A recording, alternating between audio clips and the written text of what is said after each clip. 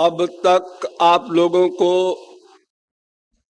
भागवत के विषय में यह बताया गया कि समस्त हिंदू ग्रंथों में भागवत सर्वश्रेष्ठ है। भागवत के वक्ता सुखदेव परमहंस स्वयं ब्रह्म हैं और परीक्षित भी गर्भ में ही भगवत प्राप्ति कर चुके हैं।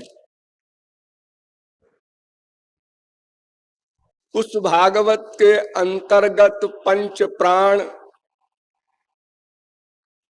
रास पंचाध्यायी है।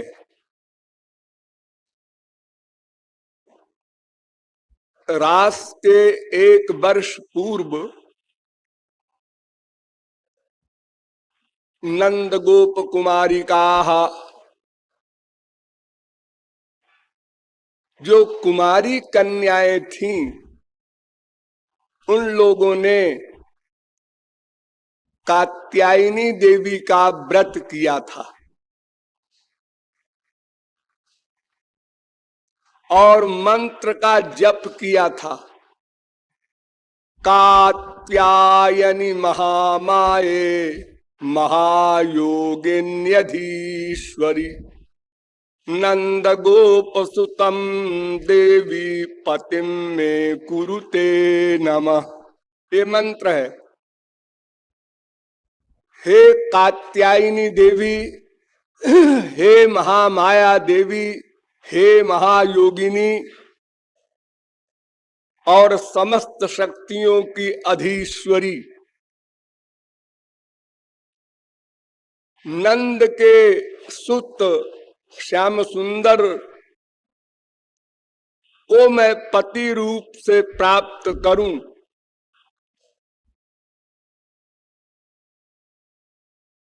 ऐसी कृपा कीजिए, आपको नमस्कार है। ये मंत्र का अर्थ है। तो भगवान ने 1 साल पूर्व उनके व्रत समाप्त होने पर परीक्षा ली, चीरहरण। देखिए, सीता जी ने भी महाशक्ति दुर्गा की भक्ति की थी, किंतु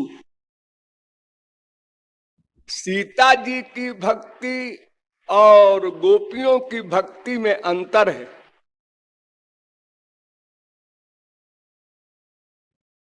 सीता जी को पार्वती ने वरदान दिया था, मन जाहिरा चो मिलहि सोबर।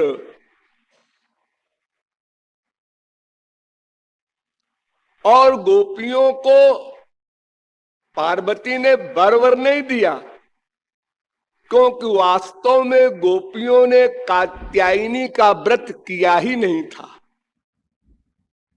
ये संसार को दिखाने के लिए कात्यायनी व्रत का ढोंग रचा था। उन्होंने श्री कृष्ण का ही व्रत किया था। इसलिए चीरहरण के समय भगवान ने कहा था, संकल्पो विदित साध्व्यो भवती नाम मनोरथम मयानुमोदित सोऽसौ सत्यो भवितुमर्हति। भवती नाम मदर्चनम, तुम लोगों ने जो मेरे लिए व्रत किया है, पूजा की है, भक्ति की है, वो मुझे स्वीकार है और मैं प्रसन्न हूं। और तुम्हारा जो भी संकल्प है वो सत्य होगा, अर्थात मैं तुम लोगों को पति रूप में मिलूंगा। ये श्री कृष्ण ने ही वरदान दिया था। कात्यायनी देवी गोल हो गई, उनका कहीं कोई जिक्र नहीं, केवल मंत्र बता दिया है भागवत में। क्योंकि डायरेक्ट श्री कृष्ण की भक्ति करना लोक विरुद्ध था, इसलिए गोपियों ने कात्यायनी देवी के व्रत का बहाना बनाया। और उस समय ये वर दिया, मये मारन सथक छपा, और दिन में वरदान दिया, मैं इन्हीं रात्रियों में 1 साल बाद रास करूंगा। इन्हीं रात्रियों में, दिन में कहां से रात्रि आ गई, वही बात घूम फिर के आ जाइए वहीं पर, योग माया के द्वारा। जो इम्पॉसिबल को पॉसिबल करने वाली पावर है, पर्सनल पावर, जिसके कारण भगवान कर्म कर्म अन्यथा कर तुम समर्थ बने हुए हैं। जो चाहे करें, जो चाहे ना करें, जो चाहे उल्टा कर दे। तो 1 साल बाद भगवान ने उन्हीं रात्रियों को अपने सामने खड़ा हुआ देखा। वो रात्रियां योग माया से बनाई गई थी, वो हमारे भौतिक रात्रि की तरह रात्रि नहीं थी, वो मूर्तिमान थी। वो हाथ जोड़कर सामने खड़ी हुई कि महाराज आपने गोपियों को वर दिया था मुझे सामने खड़ा करके, तो 1 साल पूरा हो गया, इसलिए हम सेवा के लिए आए हैं, आपको याद दिलाने आए हैं। तो भगवान पिता रात्रि ही, यहां से महाराज पंचाध्यायी प्रारंभ होती है। तारात्रि ही, उन रात्रियों को, बस किन रात्रियों को, 1 साल पहले जो मैंने कहा था, ताइमा छपाह, ता वहां भी कहा था, उन रात्रियों को सामने खड़ी हुई देखा। वो बहुवचन क्यों कहा जी? इमा छपाह वहां भी कहा चीड़हरण के प्रसंग में, और यहां भी कह रहे हैं भगवान अपि तारात्रि। ये ता शब्द जो है संस्कृत में बहुवचन होता है। उन्हीं रात्रियों को, तो क्या कई रात्रि रास हुई थी? तो दिन में क्या रेस्ट करते थे ये लोग? नहीं, अनंत कोट रात्रियों को एक रात्रि में अध्यस्त कर दिया था योग माया के द्वारा। एक रात्रि कौन 12 घंटे की होती है, इतने में जीवों को तृप्ति कैसे होती? और उस ब्राह्म रात्रि में सारा विश्व महाप्रलय की तरह पेंडिंग में रख दिया था, सारे संसार को। जैसे महाप्रलय में समस्त जीव भगवान के महोदर में लीन हो जाते हैं, कुछ भी वर्क नहीं करते, ऐसी अवस्था में भगवान ने सारे विश्व को कर दिया।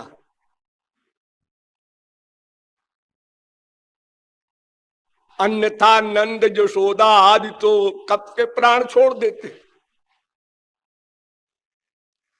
तो ताइमा जो कहा था उसी को फिर देखा महाराज के समय। तो भगवान अपि, भगवान भी, यहां अप शब्द आया है, इसका मतलब ये कि भगवान को रासवास से कोई मतलब नहीं, किसी जीव से कोई मतलब नहीं, न कुछ लेना है न देना है। जो आत्मरति, आत्मक्रीड, आत्मतृप्त है, फिर भी भगवान अपि, करुणा का जो भगवान का स्वभाव है, उस कारण करुणा के स्वभाव के कारण भगवान ने भी उन रात्रियों को देखकर मन बनाया। मन तो था नहीं, बनाया। ये भगवान का देखना बड़ा खतरनाक है। सा आईक्षत, ईक्षतेर्ना शब्दम, सा ईक्षत, ये शास्त्र वेद कह रहे हैं कि भगवान ने देखा वीक्षित मत्स्य पंचभूतानी, संसार बन गया। जिस संसार में आप लोग बैठे हैं ये कैसे बना? भगवान ने देखा, बन गया। देखने में उनके योग माया आती है। तो यहां भी वीक्ष, देखा, और देखते ही योग माया सामने खड़ी मिली, हो पहले से तैयार थी। और उधर प्रकृति ने भी अपना सब विपरीत विचित्र व्यवहार कर लिया। अर्थात छहों ऋतुओं में जो फूल फूला करते थे वे सब फूल शरद ऋतु में खिल गए। अर्थात सब अलौकिक उपकरण हो गया योग माया के द्वारा। तो भगवान ने कहा सब उल्टा हो रहा है तो आपन भी उल्टे हो जाओ। क्या उल्टे हो जाओ? रंतुम मनश्चक्रे, रमण की इच्छा की, मन बनाया, जीवों के साथ रमण के लिए मन बनाया। ठीक है, बनाया। उसके बाद मुरली वादन हुआ। प्रारंभ होता है मुरली से। निशम्य गीतम तदनंग वर्धनम, और उस मुरली से उन अधिकारिणी गोपियों के अंतःकरण को चुरा लिया। बुलाने के तरीके बहुत से होते हैं संसार में, लेकिन भगवान का तरीका विचित्र ही है। उनकी मुरली ऐसी विचित्र थी कि शिवलोक तक तो आवाज चली गई, भगवान शंकर भी आ गए, लेकिन बगल में भी जिस गोपी का पति लेटा हुआ था सोने के लिए वो नहीं उठ सका, उसको नहीं सुनाई पड़ी। ऐसे ही भगवान का रूप भी होता है। जाकी रही भावना जैसी। भगवान के दर्शन हम लोगों ने भी अनंत बार किए हैं, लेकिन अपनी बुद्धि का अहंकार, माइक लॉजिक लगाया, अरे भगवान भगवान नहीं है, हाँ ठीक है, जीनियस है, हैंडसम है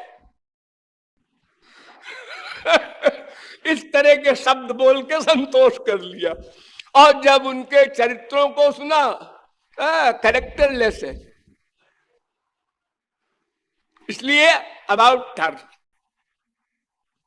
उस समय में हम लोगों ने ये किया था, राम देख सुन चरित तुम्हारे जड़ मोहि। जब तक माया के अंडर में हम हैं तब तक हमारी उपाधि है जड़, क्योंकि हम उनके दिव्य चिन्मय स्वरूप को देख ही नहीं सकते, तो उनकी कृतियों को, चरित्रों को, लीलाओं को कैसे समझेंगे?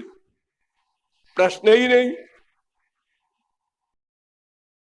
तो श्री कृष्ण ने योग माया से मुरली बजाकर उन अधिकारी जीवों को कान में मुरली बजाकर उनके मन को चुरा लिया, अपने पास बुला, सारे मनों को इकट्ठा कर लिया,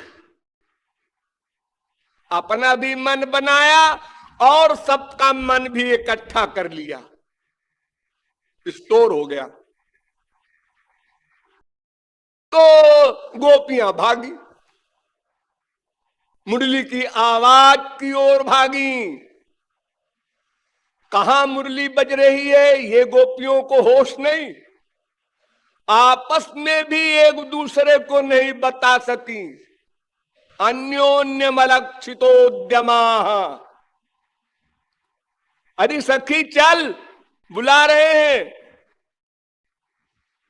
जो जैसा काम कर रही थी बस उसी अवस्था में भागी। ये 5 अवस्था वाली गोपियां होती हैं। सखी, नित्य सखी, प्राण सखी, प्रिय सखी, परम श्रेष्ठ सखी।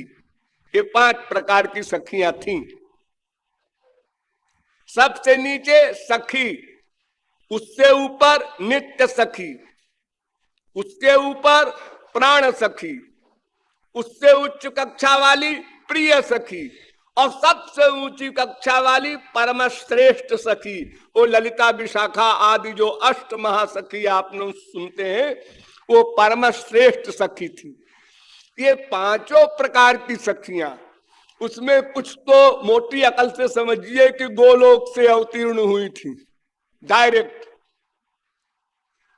कुछ नित्य सिद्ध महापुरुष थे और कुछ साधन सिद्ध महापुरुष थे। ये 3 कक्षा में आप बांट सकते हैं। यानी कुछ तो ऐसे जीव थे जो पहली बार रास पा रहे हैं,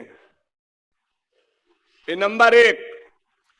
कुछ ऐसे जीव थे जो सदा से भगवान के पास उनके पार्षद रूप में हैं और सदा से रास पा रहे थे गोलोक में भी, और वे अवतार लेकर यहां आए, यहां भी उनको रास मिलेगा।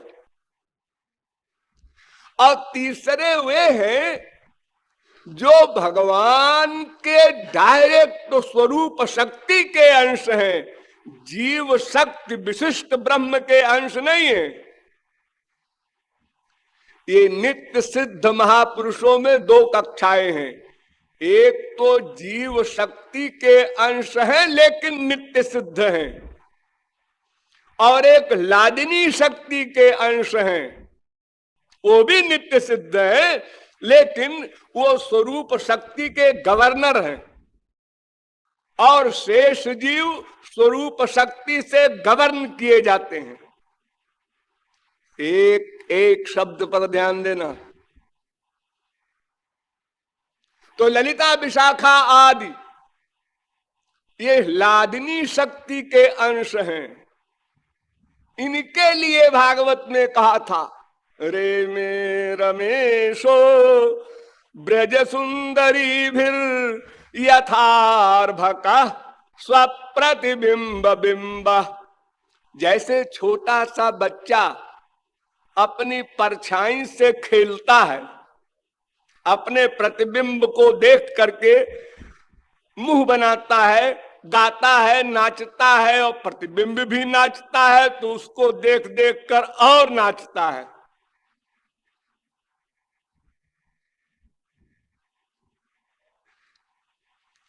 ये उनके प्रतिबिंब रूप हैं ललिता विशाखा आदि। तो इस प्रकार ये 5 प्रकार की सखियों की अवस्थाएं भी अलग अलग क्लास की हैं। तो अपनी अपनी कक्षा की समाधि के अनुसार गोपियां भागी और श्री कृष्ण के पास पहुंच गईं। पहुंचने के पहले ही परीक्षित का माथा ठनका और उन्होंने प्रश्न किया सुखदेव परमहंस से कि महाराज ये गोपियां जो थीं ये भगवान नहीं जानती थी भगवान को। सुखदेव जी ने इसके पहले बताया था कि तमेव परमात्मानम जार बुद्ध्यापि संगता। जार बुद्धि से गोपियां भागी थी। जार व्यभिचार संसार में जैसे कहा जाता है। तो इस शब्द के ऊपर एकदम चौंक गए परीक्षित। तो उन्होंने कहा जार बुद्धि से गोपियां गई थी और फिर भी उनको गोलोक मिल गया, उनको तो नरक मिलना चाहिए था। तो सुखदेव परमहंस ने डिटेल में समझाया कि देखो इसके पहले मैंने तुमको बताया था 7वें स्कंद में उत्तम पुरस्तात् चैतत्ते। युधिष्ठिर ने नारद जी से प्रश्न किया था कि महाराज ये शिशुपाल तो बड़ा विरोधी था, भरी सभा में सैकड़ों गाली दिया श्री कृष्ण को, वो पैदा होते ही से था इसी प्रकार का, जन्मजात दुश्मन था। क्यों? वो रावण का अवतार था। पहले हिरण्यकशिपु था, फिर रावण हुआ, फिर शिशुपाल हुआ।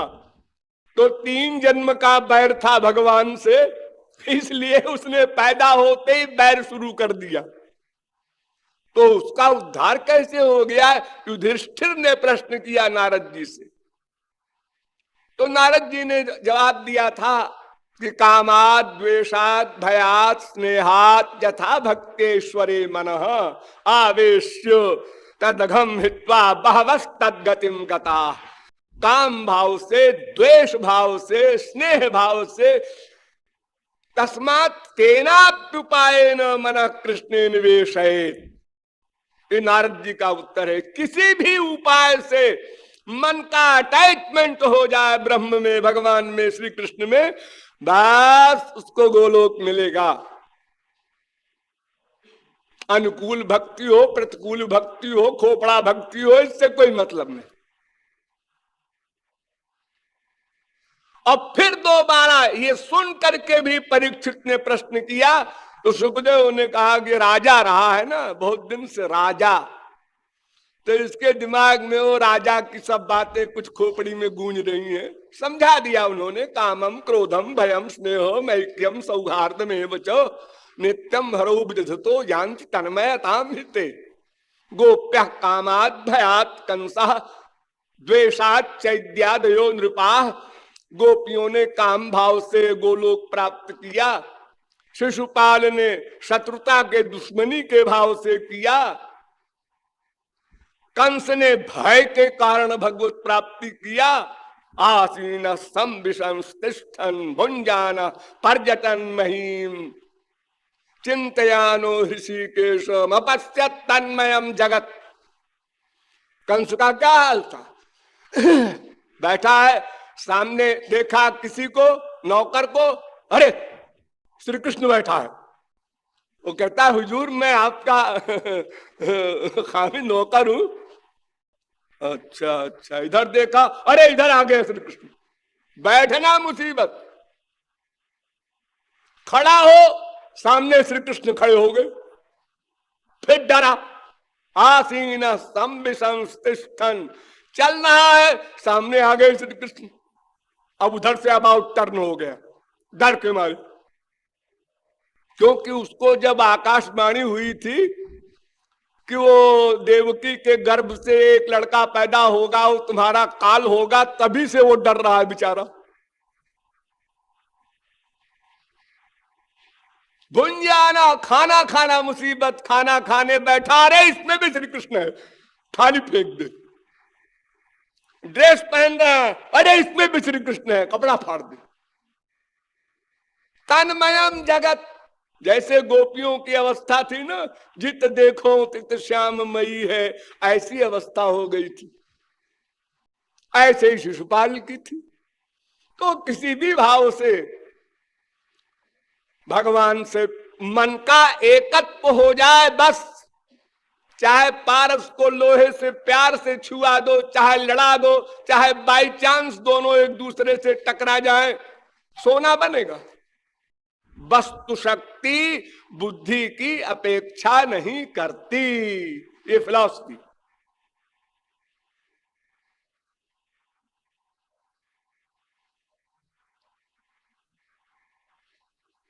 सुखदेव परमहंस ने आगे चलकर कहा था, त्वेमा स्त्रियो बनचरीर व्यभिचार दुष्टा।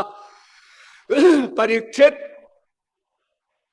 गोपियों ने जो आचरण किया वो व्यभिचार कहलाता है।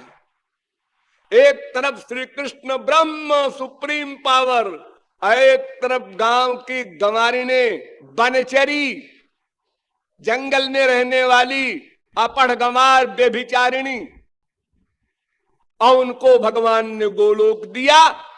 जैसे कोई जान करके अमृत पिए, चाहे अनजाने में पिए, अमर होगा। कोई जान कर जहर पी ले या अनजाने में पिए, मरेगा। वस्तु का फल संसार में भी मिलता है, भगवान की बात छोड़ो।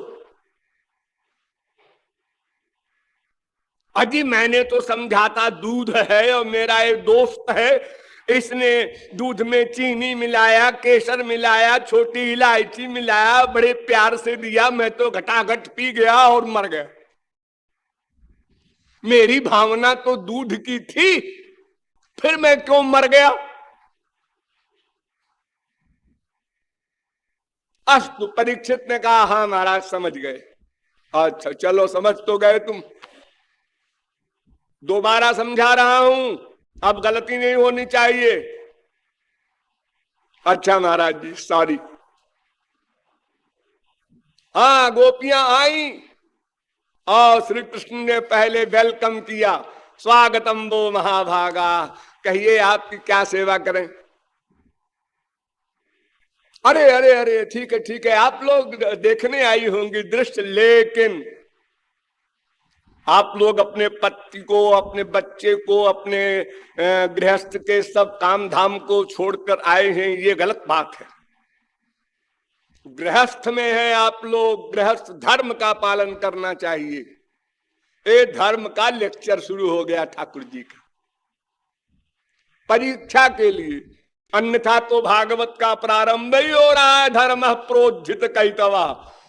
अरे धर्म तो छोटी सी चीज है, मोक्ष तक को भी आउट कर दिया है भागवत के प्रारंभ में ही, वो कैतव है। और जहां भागवत समाप्त होती है, ध्यान दीजिए, 12वें स्कंद के 12वें अध्याय में जहां एंड है भागवत का, वहां पर सूत जी शौनकादिक परमहंसों से कह रहे हैं कि देखो जी, अब तुमको हम समझाते हैं सारांश, सारी भागवत सुन लिया, हाँ अब सारांश सुनो, सबका निचोड़। हाँ महाराज बता दीजिए, वो अच्छा है, इतना सारा ज्ञान दिमाग में नहीं रहेगा, सारांश आ जाए तो अल्पज्ञ के लिए वो अच्छा रहता है, थोड़े में समझा दीजिए। तो 2 श्लोक कहे उन्होंने, नैष्कर्म्यमप्यच्युत भाव वर्जितं न शोभते ज्ञानमलं निरंजनम कुतः पुनः शश्वत भद्रमीश्वरे यच्चार्पितम्। एक तो कहा ज्ञान के लिए कि कितने बड़ा ज्ञान हो जिससे मोक्ष मिलता हो, ऐसा ज्ञानी लोग डिक्लेयर करते हैं। ऋते ज्ञानान्न मुक्ति ज्ञानादेव ही कैवल्यम। वो ज्ञान भी भक्ति के बिना व्यर्थ है। श्री कृष्ण की भक्ति के बिना कोई भी ज्ञान, निष्कर्म ज्ञान, वास्तविक थ्योरिटिकल की बात नहीं हो रही है। नहीं, आप लोग शाब्दिक ज्ञान अर्थ लगा लें कि यहां पर शाब्दिक ज्ञान को कहा गया है नैष्कर्म्यम।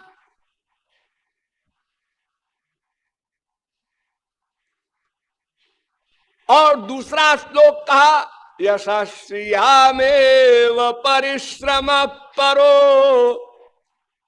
वर्णाश्रमाचार तपश्रुतादिषु। ये जो वर्णाश्रम धर्म है, ये कर्म, ज्ञान को हटा दिया, काट दिया, अब कर्म को काट रहे हैं। ये जो वर्णाश्रम धर्म है वेदों में, इससे क्या मिलेगा? शौनकादिक परमहंसो, इससे 2 चीज मिलती है, यशा श्रियाम, एक तो कीर्ति मिलती है, संसार में लोग तारीफ करेंगे, अरे साहब बड़ा धर्मात्मा था युधिष्ठिर।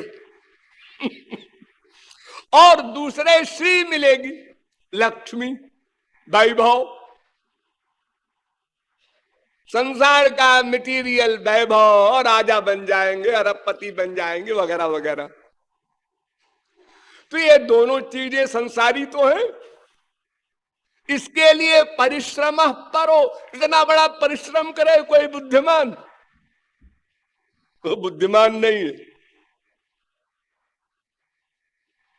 ये ज्ञान और कर्म दोनों का खंडन भागवत के एंड में कर दिया। और यहां श्री कृष्ण फिर प्रारंभ कर रहे हैं, भर्तु शुश्रूषणम स्त्रीणाम परो धर्मो। ये पर धर्म है। तो गोपियों ने कहा महाराज तो आप ही ने निर्णय कर दिया, क्योंकि आपने कहा पति स्त्री भीर नहा तब्यो लोके सुधीरपात की अस्वर्गमय सस्यंचा। 2 पॉइंट, जो वर्णाश्रम धर्म का पालन तुम लोग नहीं करोगी तो अस्वर्गम स्वर्ग नहीं मिलेगा, आयशस्यम यश नहीं मिलेगा। पहले भी कहा लोके सुभी, जो स्वर्गाधिक लोग चाहती है उस स्त्री को पति की ही सेवा करनी है, उपासना करनी है। तो महाराज हमको स्वर्ग चाहिए नहीं, यश चाहिए नहीं, इसलिए आपका लेक्चर 0/100। और तीसरा पॉइंट ये कि आपने कहा है अपातकी। अगर पातकी पापी पति है तो कोई भी स्त्री छोड़ सकती है उसको। निष्पाप पति हो और लंगड़ा हो, लूला हो, अंधा हो, काना हो, बहरा हो, मूर्ख हो, निर्धन हो, उसका त्याग करना गलत है, यानी स्वर्ग नहीं मिलेगा। तो अगर मेरा पति निष्पाप भी होता तो भी हमको स्वर्ग या यश नहीं चाहिए। और वो तो फिर पातकी है, क्योंकि आपका विरोध करता है, हमको आने नहीं दे रहा था, हम तो चोरी से भाग के आए।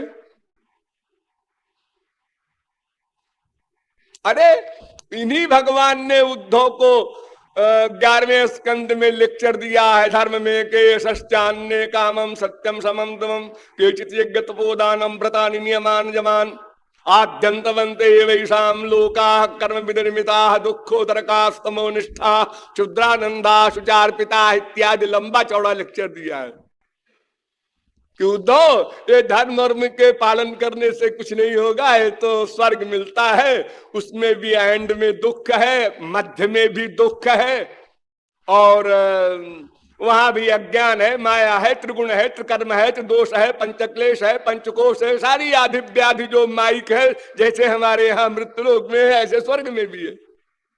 सब रागत द्वेष भरा पड़ा है वहां भी।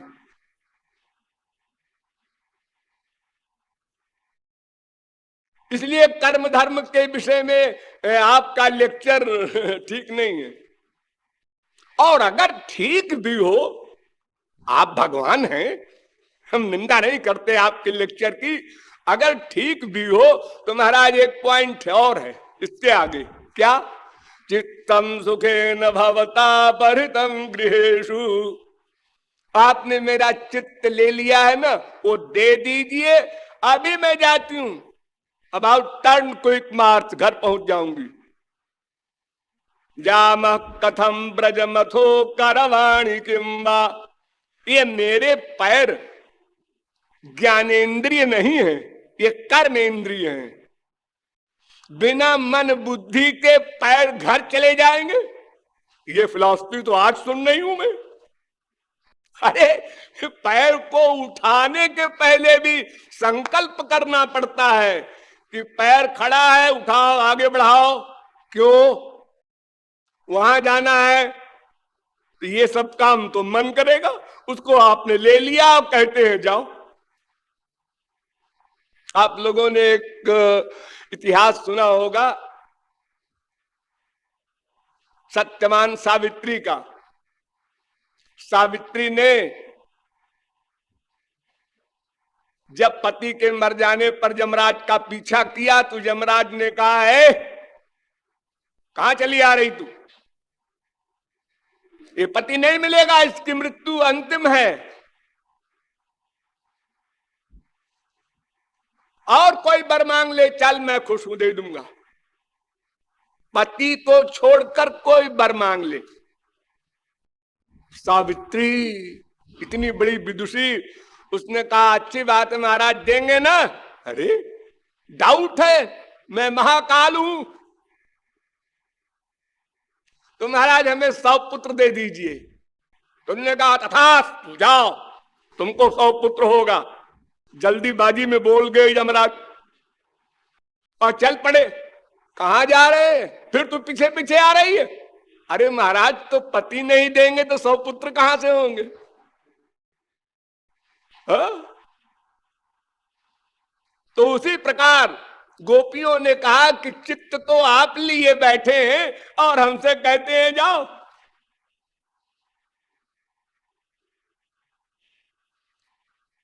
तो इस प्रकार जब शास्त्रार्थ में ठाकुर जी हार गए तो उन्होंने कहा ठीक है आओ चलो। मैंने तो परीक्षा ली थी। अरे कहां तक परीक्षा लेंगे आप? साल भर पहले भी परीक्षा ले चुके हैं चीड़ हरण के समय, फिर परीक्षा फिर परीक्षा। अरे तो क्यों घबराती हो भाई? सोना चाहे कितने आग में डाला जाए वो तो चमक बढ़ेगी, उसमें कोई घटेगा नहीं कुछ। हाँ? और चमक हो और चमक हो, इसलिए परीक्षा ली जाती है। और विद्यार्थी को चाहिए कि वो गुरु को चैलेंज करे, खूब परीक्षा लीजिए ताकि मैं खरा हो जाऊं, स्वच्छ हो जाऊं, निर्मल हो जाऊं।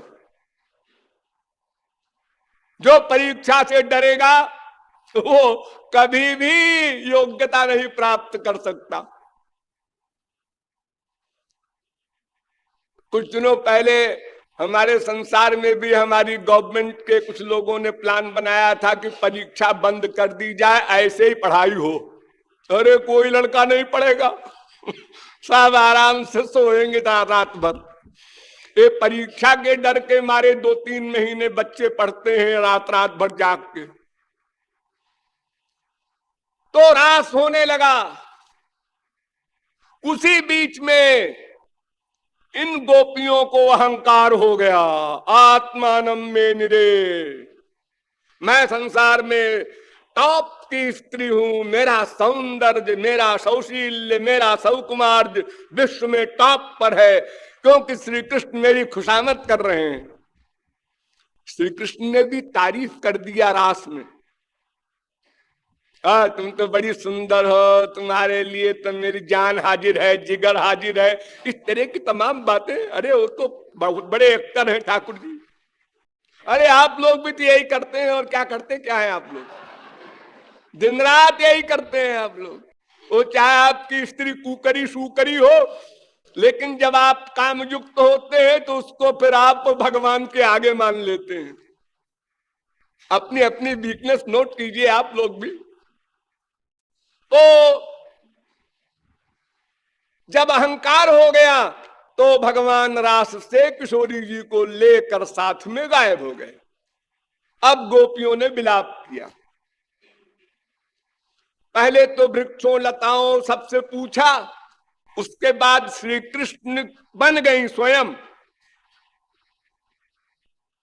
एक अवस्था होती है प्रेम की, महाभाव कहते हैं उसको। प्रेमा भक्ति, स्नेह भक्ति, मान भक्ति, प्रणय भक्ति, राग भक्ति, अनुराग भक्ति, भावावेश भक्ति। वहां पहुंच जाता है जब महापुरुष, तो उसको आवेश होता है अलौकिक। ड्रामा नहीं, पिक्चर की तरह नहीं, अलौकिक आवेश होता है। समाधि में तो गोपियों ने अपने आप को, एक कृष्ण बन गई, एक अघासुर, एक बकासुर, एक पूतना बन गई। तो सखाओं की लीला, सखियों की लीला, राक्षसों का वध, ये अनेक प्रकार की लीलाएं कर रही हैं गोपी।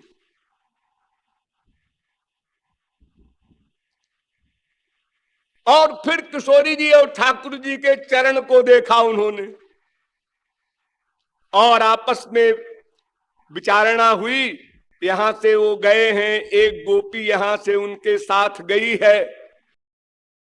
कसम खाए हैं सुखदेव परमहंस, राधा शब्द नहीं बोलेंगे पूरी भागवत में। याम गोपी मनयत कृष्ण, गोपी शब्द लिखा है। तो किशोरी जी का पर्यायवाची शब्द वेदों में गोपी भी है। तो किशोरी जी ने भी देखा कि मेरी प्राण प्रिया गोपियां इतनी बिहबल हो रही हैं, इनको दया नहीं आ रही है, तो उन्होंने भी कहा कि भाई देखो मैं तो अब नहीं चल सकती, थक गई। तो स्कंध आरुह्यताम, अपने कंधे पर बिठा के ले चलो तो ले चलो, वरना मैं तो ये भी बैठ जाऊंगी। अभी गोपियां आती होंगे इधर और मैं तो उसी में शामिल हो जाऊंगी। तो ठाकुर जी ने कहा है शामिल हो जाएंगी का मतलब फिर तो हम पकड़ जाएंगे। तो उन्होंने कहा आओ बैठ लो हमारे कंधे पर। और जैसे ही किशोरी जी ने पैर उठाया बैठने के लिए, ठाकुर जी उनको भी छोड़ के चले गए। अब सारी गोपियां जो रोती हुई जा रही थी, उन्होंने देखा, अरे देखो वो गोपी यानी किशोरी जी बेहोश पड़ी हैं वियोग में। गई, सबने पंखा झलाए, किया वो किया जो कुछ अपना था तात्कालिक उपचार। और किशोरी जी होश में आई, समाधि में छूटी। तो किशोरी जी ने क्या कहा, अवमानं च दौरात्म्यात्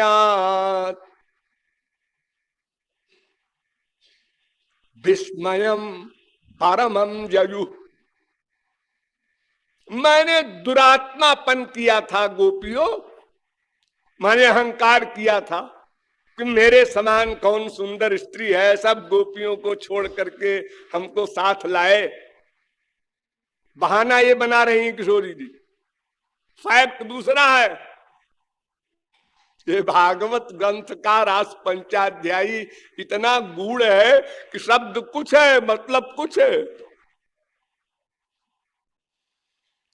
तो एक मेरा दौरात्म्य दुरात्मापन है कि मैंने अपमान किया प्रियतम का, इसलिए वो हमको भी छोड़ के चले गए। तो विस्मयम परमन जजु, गोपियों को बड़ा आश्चर्य हुआ कि ये किशोरी जी क्या कह रही हैं, दौरात्म्यम, दुरात्मा शब्द का प्रयोग कर रही हैं अपने लिए। अरे ठाकुर जी तो इनके दास है, हम लोग जानते, गोलोक से जानते। ठीक है, लीला है लीला। खैर फिर सब गोपियां इकट्ठी हो गई, किशोरी जी भी आ गई और सबने वो गोपी गीत गाया। 19 श्लोक हैं गोपी गीत में, जो सबसे इंपॉर्टेंट है भागवत में, उसको गोपी गीत कहते हैं। श्याम सुंदर को प्रकट करने के लिए गोपी गीत हुआ, उसमें किशोरी जी भी सम्मिलित हैं। उसका पहला श्लोक मैंने आप लोगों को इशारे में बताया था, जयति तेधिकम जन्मना ब्रज श्रयत इंदिरा शश्वदत्र ही दैत दृश्यताम दिक्षुतावकाश त्वयि धृता सवस्वाम विचिन्वते। हे प्रियतम श्री कृष्ण, तुम्हारे ब्रिज में प्रकट होने से वैकुंठ नीरस हो गया। अब भविष्य में लोग वैकुंठ की बात नहीं करेंगे, क्योंकि वैकुंठ की अधिष्ठात्री यहां दासी बनकर रहती हैं महालक्ष्मी जी।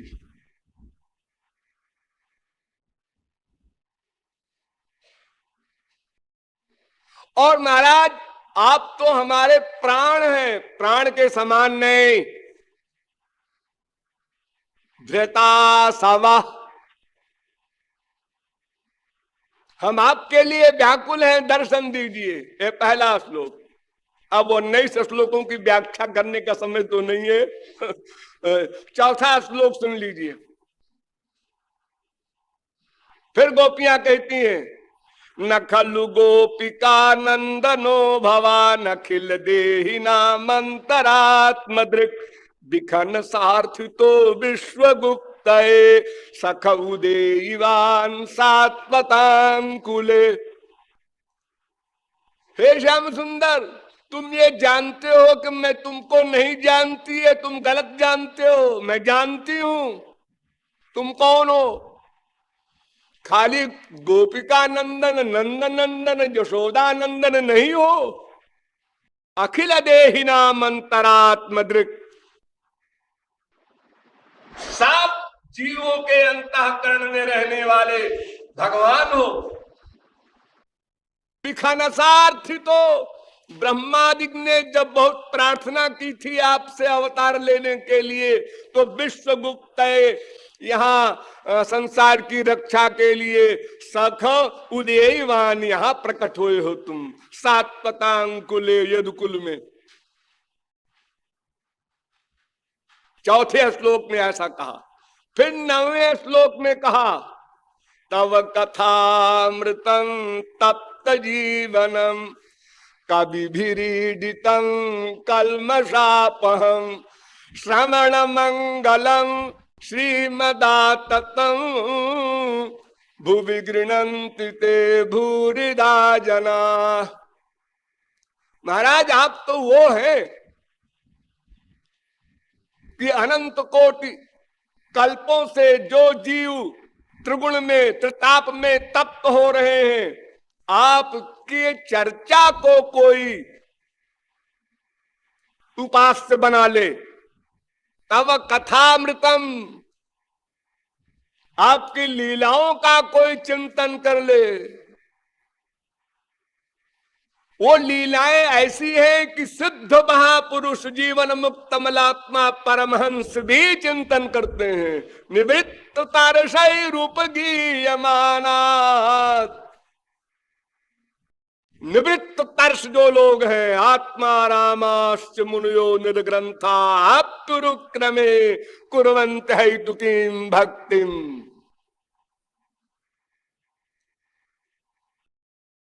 जो आपकी कथा को, आपके विषय को, भगवान के नाम रूप लीला गुण धाम जन को संसार में प्रचार करते हैं, देते हैं, वे बहुत बड़े दानी हैं। भूरिदा जना। फिर आगे कहती हैं गोपियां कि अटत यद्भवानन्निकाननम त्रुटिर्जुगायते त्वाम पश्यताम कुटिल कुंतलम श्रीमुखं चते जड़ उदीक्षताम पक्ष्म कृदृशाम। 14वां श्लोक। महाराज जब आप जंगल में गाय चराने जाते थे तो दिन भर रहते थे वहीं, तो उस दिन का एक एक क्षण, क्षण भी ज्यादा कह दिया, त्रुटि, सबसे छोटे टाइम को संस्कृत में त्रुटि कहते हैं, वो जुग के समान मालूम पड़ती थी हमको, हम लोगों को, सारी गोपियों को। और जब शाम को आप लौटते थे तो बीच बीच में जो ये महात्मा लोग आपको प्रणाम करते थे और आपको यहां आने में देर होती थी, तो हमको बड़ा क्रोध आता था उन महात्माओं के ऊपर। अब हम कुछ कह तो नहीं सकते थे, गृहस्थी है, लेकिन वो हमारे लिए असह्य होता था कि निरे बड़े बड़े महात्मा खड़े रहते कि इधर से ठाकुर जी शाम को निकलेंगे तो प्रणाम करेंगे, दर्शन करेंगे, और इसमें तमाम टाइम लगी जाता है। एक बार मुझे हवाई जहाज से दिल्ली जाना था, एक जगह लेक्चर हो रहा था, तो 1 घंटे पहले लेक्चर मैंने समाप्त कर दिया कि आधा घंटे का रास्ता है एयरपोर्ट, और साहब जो 25-30 हजार आदमियों ने घेरा और पैर छूना शुरू किया, तो हम निकल नहीं पाए, जहाज चला गया।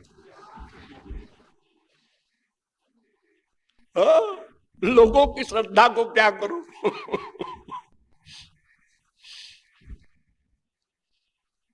तो गोपियां कहती हैं कि फिर जब आप आते हैं और आपका हम दर्शन करते हैं तो ब्रह्मा को गाली देते हैं कि ब्रह्मा ने आंख में पलक क्यों बनाया, क्योंकि दर्शन करने में ये डिस्टरबेंस है, पलक भंजती है फिर उठती है, फिर हमको पता भी नहीं चलता, वरना उसको हम झापड़ लगा ले। हाँ? और सबके आखिर में 19वें श्लोक में गोपियों ने जो कुछ कहा वो सारी भागवत में टॉप की बात मैं समझता हूं। यत्ते सुजात चरणाम्बुरुहंस्तनेषु भीतासनैः प्रियदधीमहि कर्कशेषु तेनाटवीमटसि तद्व्यथतेन किंस्वित् कूर्पाद्भिर्भ्रमति धीर्भवदायुषाम्। 18,000 श्लोक क्या, पूरे वेद व्यास के जितने 4 लाख श्लोक हैं समस्त पुराणों महाभारत में, ये टॉप का श्लोक है।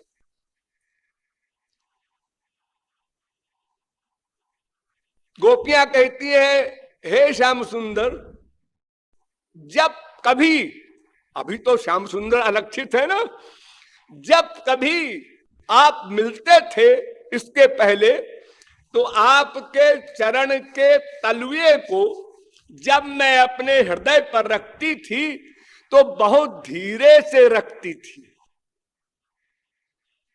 संसार में आप लोगों को अपने संसार में तो अनुभव होगा, माँ बाप बेटा स्त्री पति के प्यार में, कि जितना अधिक प्यार होता है उतने जोर से चिपटाता है वो आदमी, थोड़े प्यार में धीरे से चिपटाएगा। दिन में 10 बार बच्चा आ रहा है माँ के पास तो ऐसे ऐसे कर लेती है थोड़ा सा। अगर बच्चा खो जाए और 10 दिन बाद मिले तो फिर वो इतने जोर से चिपटाती है कि भले ही बच्चा परेशान हो जाए बेचारा, लेकिन मां नहीं मानती। ऐसे ही स्त्री पति का प्यार ऐसे ही सबका होता है। लेकिन इतना ऊंचा प्यार ब्रह्मा शंकर से भी आगे, और वो श्याम सुंदर के चरण के तलुए को धीरे से अपने स्तन में लगाती हैं कि मेरे स्तन ठाकुर जी के कोमल तलुए में चुभ न जाए, उन्हें कष्ट न हो जाए। ये श्याम सुंदर के सुख की भावना से प्यार करना है, यहां पहुंचना है आपको, ये लक्ष्य होना चाहिए। श्याम सुंदर के सुख के लिए ही हम उनसे प्यार करेंगे, अपनी इच्छा नहीं बनाएंगे। इतना अनंत आनंद का भी अनंत गुना जहां आनंद है, उस चरण कमल के तलुए पर भी ये ध्यान रखना, अपने सुख के लिए नहीं सोचना, श्याम सुंदर के तलुए में कष्ट न हो जाए।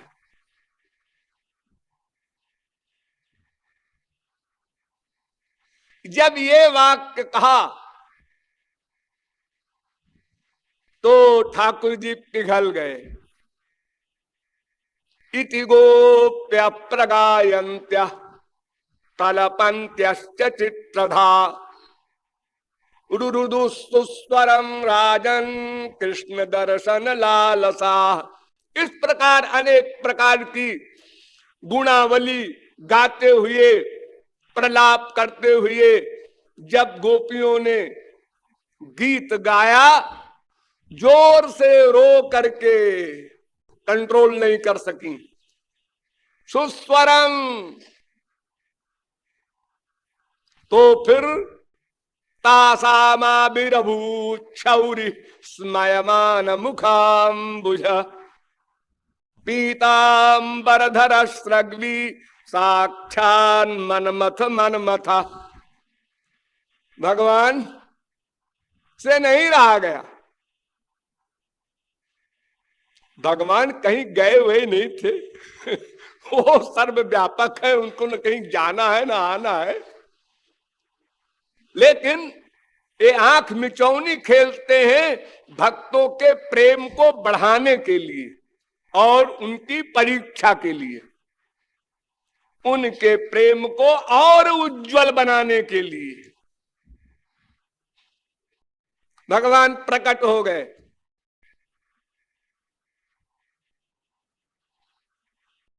स्मयमान, मुस्कुराते हुए। इधर तो जान जा रही, हजरत मुस्कुरा रहे हैं। हमने बड़ा कमाल किया, गायब हो गए तो तुम लोग खूब रोई ना। अरे एक भाई मुस्कुराने की बात है। जब कोई दुखी हो बहुत तो उसके पास कोई जाए तो थोड़ी सी तो एक्टिंग करनी चाहिए। देखो संसार में कोई मरता है और आप जाते हैं उसके यहाँ तो कैसा मुंह लटका के बैठते हैं। वहां स्मयमान जाए अगर मुस्कुराते हुए तो आप दुश्मन बन जाए उसके। हाँ, इसको बड़ी खुशी हो रही है, हमारा पति मर गया था। इतना भयंकर विरह का दुख गोपियों को, और ठाकुर जी स्मयमान मुखाम्बुजा विरभूत वहीं प्रकट हो गए। ऐसे आते हुए नहीं दिखाई पड़े, उन्हीं के बीच में टपक पड़े। अब क्या था, सब आनंद विभोर हो गई, लिपट गई। अब एक तो शरीर और एक करोड़ों गोपियां कैसे लिपटेंगी, क्या होगा। अब ये तो प्रैक्टिकल स्वरूप तो उस समय जो हुआ हुआ वो लोग जाने। एक आदमी को 10 स्त्री ही नहीं चिपट सकती हैं, इतनी जगह ही नहीं शरीर में।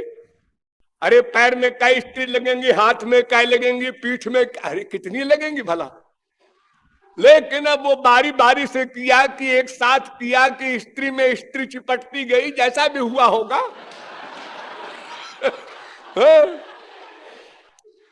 तो इस प्रकार गोपियां आनंद मग्न हो गई, समाधि हो गई, सबकी ऐसी अवस्था आ गई, इतनी बड़ी चीज खोई हुई मिल गई।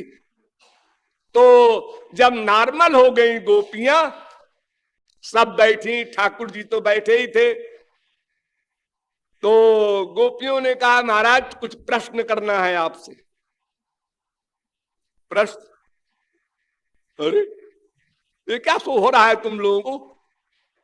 कुछ नहीं महाराज, तो जिज्ञासा है। हाँ बोलो क्या प्रश्न है।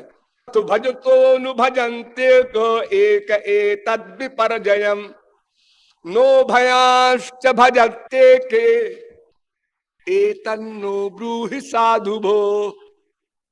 कुछ लोग ऐसे हैं जो प्यार करने वाले से प्यार करते हैं, जैसे आप लोग करते हैं, माँ बाप बेटे स्त्री पति। उसने प्यार किया तो हमने किया, वो अबाउट टर्न, हम भी अबाउट टर्न। और कुछ ऐसे होते हैं जो प्यार न करने वाले से भी प्यार करते हैं, और कुछ ऐसे होते हैं कि प्यार करने वाले न करने वाले दोनों से नहीं करते। तो आप इन तीनों में कौन हैं? अब इस प्रश्न का डिटेल और उत्तर का डिटेल फिर होगा। बोलिए वृंदावन बिहारी लाल की।